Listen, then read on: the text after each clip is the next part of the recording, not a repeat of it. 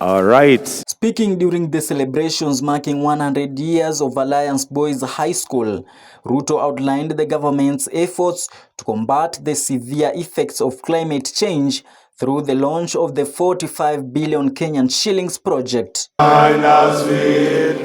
President Ruto also used the platform to outline his broader vision for Kenya's future. He urged the youth and the nation at large to embrace education, innovation and technology as pillars of economic transformation. He further emphasized that Kenya has the potential to achieve development levels comparable to more advanced nations if it invests properly in science and technology. I have no doubt in my mind whatsoever that we have what it takes to take our country to the next level. And so,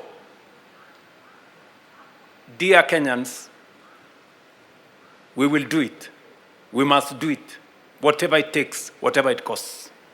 We must get ourselves to where we want to go. Reaffirming the government's commitment to strengthening infrastructure, Ruto also defended key government projects, including the Social Health Authority program and the Affordable Housing Initiative. Ruto later visited areas of Kikuyu town and inspected the construction of the Affordable Housing project. Niwaulize, sasa munaona hii kazi? Hii ni kazi ya miaka miwili. 2 years. Si mnajua kulikuwa na kizungumkuti wakati tulikuwa tunatengeneza sheria. Kulikuwa na maandamano na mambo mengine. Si tuliambiwa haiwezekani. Si tuliambia tunasema uongo. Leo hii kazi mnaona hapa ni kazi ya miaka 2. Sasa niwaulize, miaka 5 itakaa namna gani?